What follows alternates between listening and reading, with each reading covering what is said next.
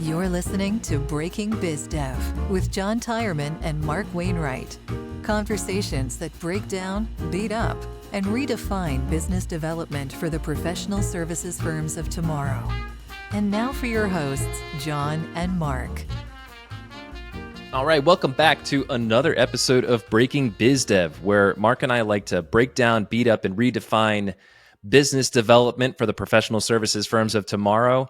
And Mark, I'm excited to share some frameworks, some storytelling frameworks today. This is going to be a fun episode. I know you, I know your frameworks, and I know that kind of gets you going. So storytelling is fascinating because of all the stuff that's going on in our brains. It's heartwarming and familiar because I know all of us have experienced great stories, heard great stories, maybe retold stories. And I also think it's a fantastic opportunity because so few firms that I work with, that I'm aware of, really embrace the whole idea of storytelling. And if anybody out there is just tuned in and they're like, oh my gosh, I'm just we're going to hear another storytelling podcast. There's a bunch of them out there. Fair, there are. And I think it's because people who really understand the power of storytelling want others to understand that as well. So I think we hear a lot about storytelling. And I would say if this kind of subject matter in your professional services firm is not appealing, it's not something that's a high priority for you, I would ask that everybody listening rethink that, because every single firm that I have ever touched can benefit from the power of storytelling. And we'll get into sort of the why behind that. John, we've talked about client success stories in the past on previous episodes, but today we're going to add in another voice into today's podcast, which I'm looking forward to. Yeah, me too. And before we get to that, I want to start off this episode with a quote from Jonathan Gottschall, who is an author, a distinguished fellow in the English department of Washington and Jefferson College in Pennsylvania. And Jonathan says, and I quote, "We are, as a species, addicted to story. Even when the body goes to sleep, the mind stays up all night telling itself stories." I thought that was powerful because, it's ingrained in our mind. If you think before even the written word, stories is how we as humans communicated information from generation to generation before we learned how to write. So stories are powerful, not just in life, but in business and in developing new business. And that's what our focus will be on today. But before we get into all of this, leave us a rating and a review, and we'll read what you say on the show, good or bad, rain or shine. Yeah, absolutely. Maybe even 6 stars. Can they do 6 stars? I don't think they can. Just 5? All right. A 5-star would be great. If you leave a 1-star, that's great too. It gives us feedback so that we can learn and grow. All right. Maybe fewer ones than 5s. Either way, we appreciate everybody who tunes in and listens. So thank you for that. All right, so let's get into why storytelling is important. And I pulled up some research on this, and I think it's just like at a broad level, people buy with emotion, and then they justify their decisions with logic. The reason why I'm bringing that up is because storytelling can be a great way to evoke certain emotions. There was a research study that Google did where they looked at a bunch of B2C brands, business to consumer brands, if folks don't know what B2C is. And they really wanted to understand the impact of emotion on decision-making.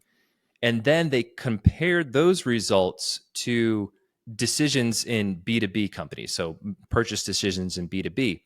Yeah. And what they found was not only did the B2B brands drive more emotional connections than B2C brands, but it wasn't even close. I think it was B2C brands had emotional connections between 10 and 40% of consumers, while the B2B brands that they studied, 50% had more emotional connections. So there was a big difference between those two. That's interesting. My intuition was telling me it would be different, but yeah, that's interesting. What do you think's behind that? I think there is an emotional connection to the decisions that B2B buyers make because it's tied to their career, right? Oh, interesting. There's more risk involved in those decisions, and Oh, so yeah, they're yeah. more emotionally invested. That's my hypothesis. I think that's a good take. That makes some sense to me. We've kind of brushed up against this a little bit, how our brains make decisions. We've talked about cognitive bias in the past and just assuming that our buyers are making these logical, rational, reasonable decisions when they are not. And I think storytelling, this whole concept kind of weaves together with that. There's whole different parts of our brain that are firing off when people are listening to stories that poke and prod on their emotions than if people are processing sort of bullet points and things like that. So there's storytelling as sort of professional services sellers or anybody who's selling just about anything, whether it's a product or a service, just access different parts of people's heads. So let's dive into some different frameworks that folks can use. I'd like to reprise the customer success story that we did an entire episode about a few months ago. And Mark, I'd love to give you the floor and kind of give us an overview, a reprise of that customer success story. Yeah, hopefully we've talked about this enough, obviously not just in that one episode, but in others. I use the customer success story personally all the time. I use it when I am selling my services, and I talk about it frequently with the firms that I work with, that it just needs to be this thing that is leveraged, throughout the entire sales process. I mean, even kind of creeping into kind of the marketing end of things is just because the power of telling stories is so important. The client success story framework that I talk about is a 4-part framework where we articulate first the situation, the client situation. If we're telling a story about the work we've done, 1 is the client situation, 2 is the client need, what arose in their world to create the need for them to seek assistance. The 3rd part is the work that we as a consultant did to help that client organization resolve the issue or achieve what they wanted to achieve. And the 4th part is that outcome. It's, when we crossed the finish line, what was happening in the client organization and how did they measure that? So that's my 4-part framework that we've talked about and is super important to integrate, like I said, throughout all marketing and selling. One thing that I want to point out for our listeners is that the role of your organization in that story is you're not the hero of the story. You are more or less the guide in that story. Exactly. Because 3 out of those 4 parts of that client success story are about the client. And there was one, that third, what were the solutions that we provided? That's about you, and that's your role in the client's story. But it is, again, it's very focused on the client is the hero in that story. Agreed. And I even like to think of that 3rd part as like the work that was done as a collaboration, as a co-creation. Yeah, I love that. Love that. What I'd like to do, Mark, now is we have a guest clip that I'd like to get to. Troy Hiduke Campbell is the founder of Hiduke House. He is the chief scientist at On Your Feet, which is a consulting firm. And Troy has experience as a researcher and a designer for behavioral science-based experiments for Disney parks and other Disney experiences. Cool. And I caught up with Troy and we talked about storytelling, and he offered Disney's Story Spine framework, and he gave an overview of that framework. And so I'd like to throw to Troy, hear what he has to say, and then Mark, you and I can break it down. Great. Let's take a listen. Troy, you mentioned that On Your Feet, you help companies with storytelling. And I'm really intrigued by this because a lot of buying decisions, even in professional services, are made with emotion, right? More so than logic, or they're made with emotion and then justified with logic and reason.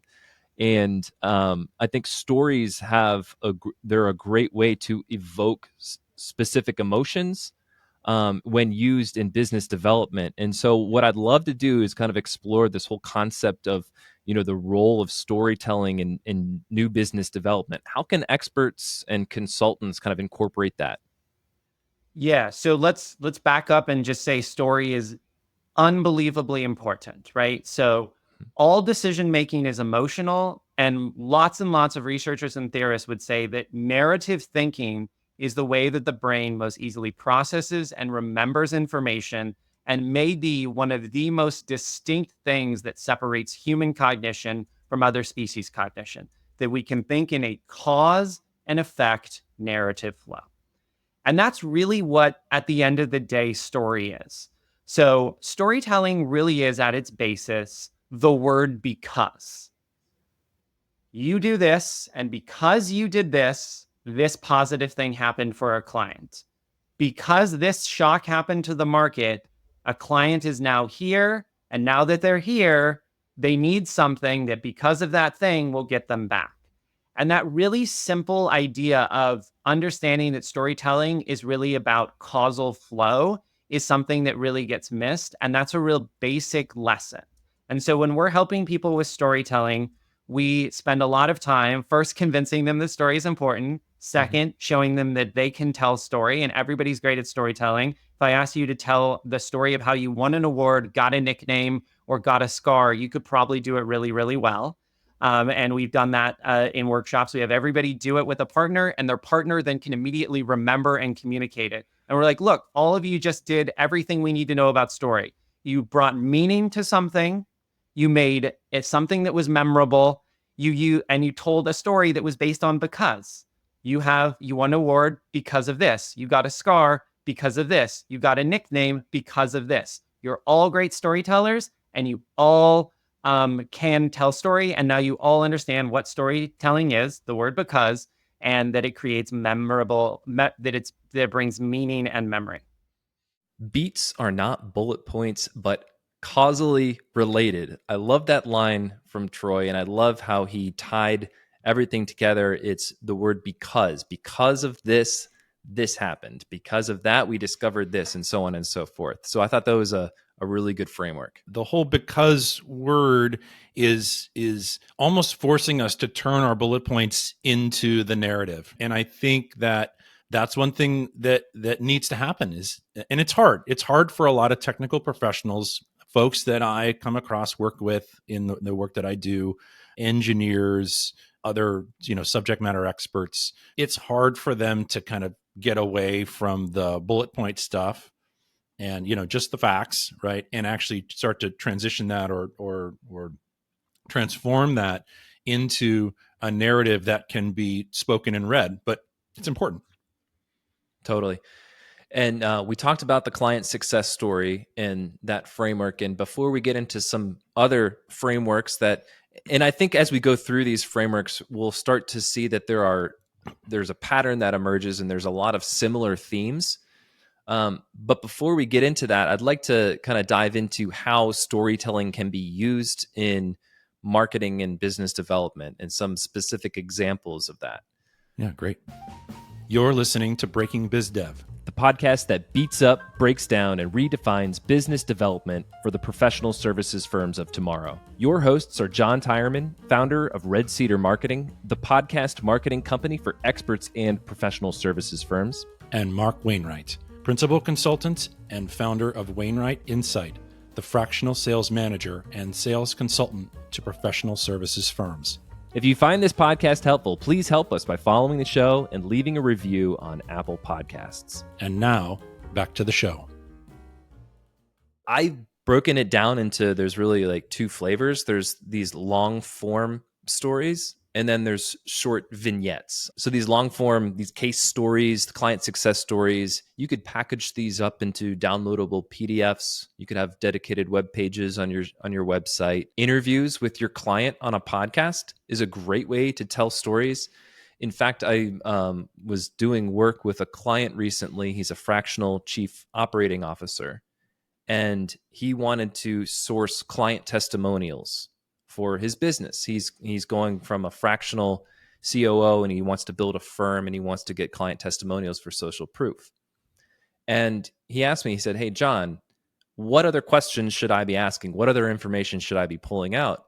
And I sent him our episode about the client success story. And I gave him some examples of some questions that he could ask his client on this interview to tease out that client success story as told by the client in their own words. And so I think that kind of podcast interview scenario, whether you have a podcast or not, just getting on a Zoom call or on Riverside like we're doing right now and having those kinds of conversations could be a way to tell those stories. The client voice needs to come through in those stories. We can't just make them up in our heads, because the client needs to really articulate their need, their situation, the what solution did we kind of come up with together, and ultimately their results, right? So it needs to come from the client, and you are, as the consultant telling these stories, you are simply the reteller, right? You are simply taking these experiences, this history maybe you've had with your clients, and repackaging it into a story. The other, how do we apply this to sales and marketing? That sort of second part, John. The first thing that comes to mind are the sales conversations. For me, it's, can you take a story and retell it live when you're having a conversation in 60 seconds, or 120 seconds, and it's not the long form downloadable, case study PDF thing. It's, are you able to articulate the situation, the need, the work done, and the results really quickly and make it memorable and repeatable? Because that's the power, right? The power is taking the story, telling it to someone, and then they go and they tell it to their other decision makers or their other team members in their organization. I mean, that's the power, right? Is that, just here, take this PDF and forward it off to your 10 coworkers or your leadership team who needs to make a decision about working with a particular consultant or whatever else. There's so much more power in telling them the story and having them go retell it. Right. That's why storytelling is so fantastic. And those the PDFs play a role, right? Tell that story and succinctly in 60 seconds, and then follow it up with here's some more details about that story if you want to reference it. But to your point, the power is in the storytelling. It's telling the story and telling it in a one-to-one asynchronous environment where you do have a captive audience. Or maybe it's asynchronous in it's like a video snippet or something like that. Or you're telling that vignette, that short story in a webinar presentation, or as I'm sure you have, Mark, you're a veteran podcast guester, right? You've probably told many stories as a guest on other folks' podcasts. I try, and hopefully, if the audience kind of understands this, is that you and I are not absolute storytelling professionals, which is why we bring in these other voices who have more experience and are deeper professionals when it comes to storytelling. But I feel I'm always kind of a student of storytelling, always learning how to do it, when to do it, how to make it fit into a conversation. And I'd say I'm getting better and better at it. I'm not a pro, but it's just so powerful when I'm able to recognize the moments that the story is appropriate and use it. Totally. And I've tried to make a more considered effort myself, being a guest on other folks' podcasts, using stories. And I think that's why, like you said, we're not experts, and that's why we're bringing in these voices. And I'm learning a ton just from, talking with folks like Troy, or, going and doing research on different storytelling frameworks for this podcast conversation. For example, Donald Miller, the host of the Story Brand podcast, he has a framework called the Story Brand Framework. And it is essentially, there's 6 parts. There's a character with a problem who meets a guide who gives them a plan and calls them to action. And the result is either a success or a failure. Right. And I think that's a simple storytelling framework that could be applied to those little short vignettes that we talked about earlier, and how you can tell a succinct story. Right. There is the famous hero's journey framework, and this is a framework that dates back to like ancient Greek mythology, right? Where you've got Odysseus and Homer and all of those different stories where there is a hero they're a normal individual, right? And they're called to an adventure, and they meet a mentor. You can start to see some of the similarities here. Right. And they descend into the underworld, and they're faced with tests. They're faced with an ordeal, and then they rise above and they come out the other side and come back to that normal world where they began, but they're not the same person. They're changed. They're a hero. They call this the resurrection in the hero journeys framework. Right. This is The Hobbit, right? This is Sure. This is Star Wars. This is all of them, and that's the fun thing about storytelling and about these storytelling frameworks is that every single time someone walks through a framework, I'm immediately pulling in all these anchors that I've created over, the decades that I've been on this earth of all these fantastic stories and how they fit into these different frameworks. And so they're so powerfully embedded into our brains that we cannot deny, try as we might, we cannot deny the power of a great story. Sure. Yeah, I like Lord of the Rings, Gandalf the Grey and turning into Gandalf the White. I'm reminded of Virgil guiding Dante through hell and purgatory, right? There it is. Each one of these frameworks that we're going over, it boils down to those 3 acts, right? There's the problem, and then there's some conflict that happens, and then there's some solution. And this last framework is exactly that. It's called the problem, agitate, solve framework. And now we're kind of bleeding into some copywriting frameworks. This is very similar to some other copywriting frameworks that are out there. Copywriting and storytelling, they're very similar. There's a lot of overlap. Again, there's a problem. You agitate the problem and then solve the problem. And so that's a framework that folks can use if you're thinking of a story. Okay, what was the problem? Why did it suck? And then how did we solve it? It's a very simple way to think about it. Yeah, the go and do part of all of this, John, is for people to start like that. Just taking a step back, gathering the work they've done maybe with a particular client or even a group of clients who are very similar, and just start to get this down, right? Use one of these frameworks, whether it's the client success story that we've talked about in the past or one of these other frameworks that you've discussed. These three-part frameworks are fine as well. Just take some of that work, that client experience that you've had in the past, and get these down, and then tie the parts together into a nice story, right, Troy? Sort of because, as a result, that kind of stuff. Tie it together in a nice narrative, and then start to use it. Start to practice it. You can practice it internally. You can practice it externally with prospective clients.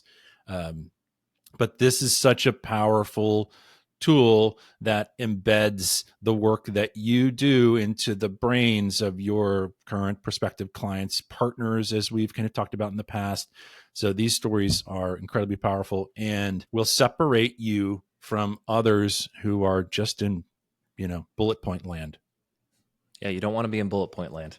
No. You want to turn those bullets into causally related steps of the story, like Troy outlined earlier. Yeah, absolutely. Yeah, and the other thing that comes to mind is that, a lot of times when professional services firms, particularly folks that, I work with, when they talk about developing new business, they have these experts come in and tell them that they have to develop their elevator pitch, right? And I have never, ever asked my clients to do that, and I never will. Yeah. What I would rather have them spend their time on is developing these stories. Yeah.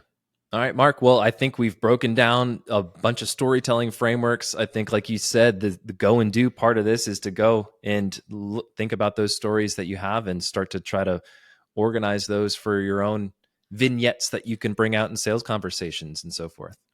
I'd agree. I think this was a good episode. Hopefully people will embrace the power of storytelling. Exactly. Until next time. Until next time, John. Thanks for listening to Breaking Biz Dev. Subscribe on Spotify and Apple Podcasts, or listen to the show at breakingbizdev.com. This episode was produced by Red Cedar Marketing. If you think a business podcast is right for your company, visit redcedarmarketing.com to learn more.